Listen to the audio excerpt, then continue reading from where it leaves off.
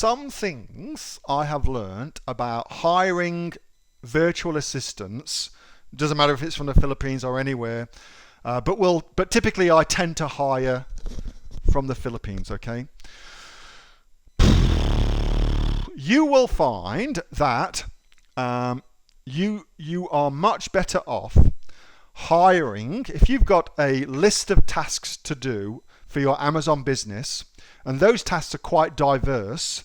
Some are all around sourcing suppliers, others are around accounting, others are around managing the review process, etc., etc. Whatever it is you're doing in your Amazon business, you're much better off hiring a VA for each specific task rather than expecting to find a VA that can do everything. I have not found a VA that can do everything. That is you. You are that person that can do everything, and that is why you are an entrepreneur, because you are multi-talented and can do all the different aspects of your business.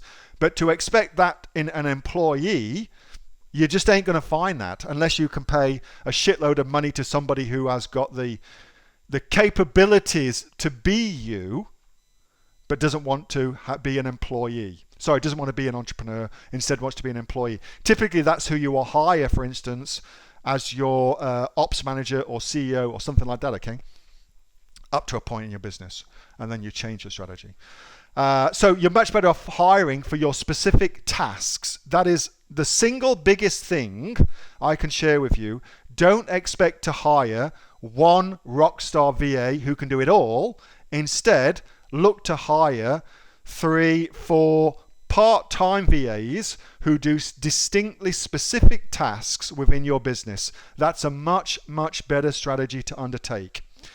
I always hire, when I'm hiring people, I hire 2 people for the job, and I give them half of the job each to do for usually a week, something like that. So I'll give half of them the job each. Or if it's like a daily job, I'll get one person to do it on Mondays, Wednesdays, Fridays, the other person to do it on the Tuesdays, Thursdays, Saturdays, for instance. So I'm splitting up the work between 2 people. And then what I'm looking for is who does the work best. And then I get rid of the person who doesn't do it very well and retain the person who does do it well. So that's a strategy that I've used for ages in my businesses. I tend to hire 2 people for the role and then get rid of the person that doesn't perform as well as the other person. And I always tell them as well that I'm going to do that. That's what I'm going to do. I'm just really upfront with people, honest with people. That is the best strategy for sure. And I have generally found as well that is much more important to, particularly with low-skilled jobs. Those low-skilled jobs that can be easily taught, it's much more important to find people who are teachable, available, and are willing to learn. That's, I found, the bigger prerequisites for the low-skilled jobs than the high-skilled jobs. It's much more important to find those. What else can I tell you about Filipinos and employing those? They are, generally speaking, fairly religious, and so you must respect that and must consider that when you are thinking about what days they work and things like that. Family is massively important to them as well, which I think is wonderful. So family is very, very important to them. I tend to prefer working with parents only because I have found that parents are brilliant at multitasking, and anybody with kids will know that you've got to be great at multitasking. And so I tend to find that parents with kids are awesome. And now, anecdotally, single mums who are Filipinos are amazing virtual assistants because they are the the absolute queens of of multitasking. They're awesome at it. So that's something else to consider as well. Of course, you wouldn't put that in a job ad, but you should definitely chat to them. And if they are, it's just another little point in your head that I say, okay, well, I know that if you are managing a family on your own, you are very adept at multitasking. You're very adept at that. What else? So for training, kind of getting on a roll now. So for training, I use Process Street. So this is where I map out all of my processes into checklists. It's very important to have a checklist. I use for the initial training a combination of videos. So I will shoot a video of me doing the task, working through the task, narrating what I'm doing about the task. Then I will give that video to the outsourcer and I will say, using Process Street, I want you to turn that video into a step-by-step checklist of what needs to happen. And then I go back into Process Street, look at the video, look at what they've set up and make sure that everything's in there.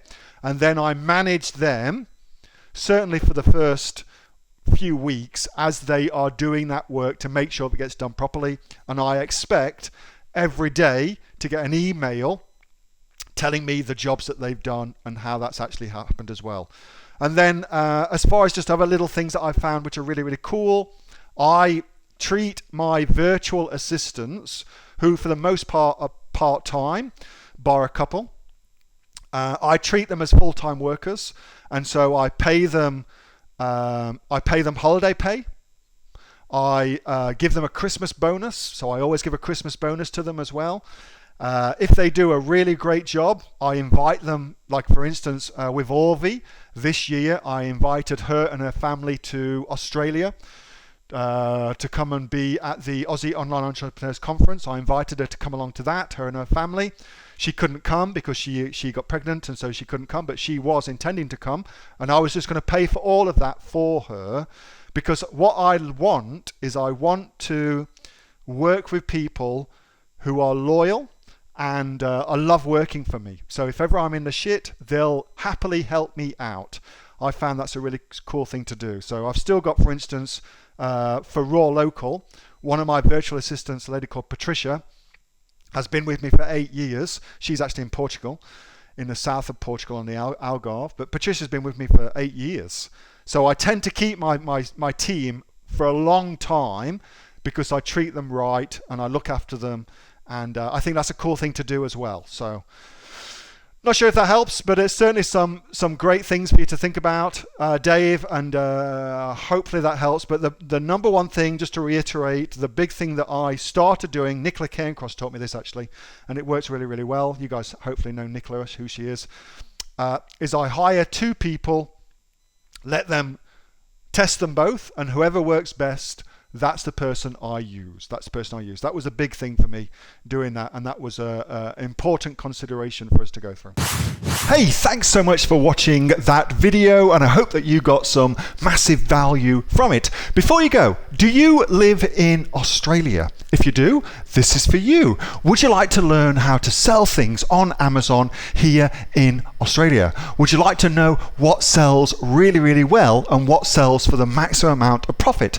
Would you like to know where you can source those products from, whether that be in China or here in Australia, and how to source them so you pay bottom dollar and get maximum value for what you're doing? If you do, please subscribe to my channel and like this video, and you'll learn that and much more. It's the exact same information that people like Jeff from New South Wales I've used to make $45,000 a month on Amazon, that Sue, who's from the sunny coast, has used to purchase herself a brand spankly BMW every single year as a result of her e-commerce business, and the lovely Kate from Bowral in New South Wales has used to make $32,000 a year on a month, not a year, a month on Amazon, and indeed Anthony, who makes $15,000 a month on Amazon, selling, as he puts it, odds and sods. If you'd like to learn the exact same information that they use to maximize their profits for their Amazon businesses, subscribe to this video, like my channel, post below if you want me to teach you something. Okay, I'm out of here. Speak to you soon. Bye. Subscribe. Do it now.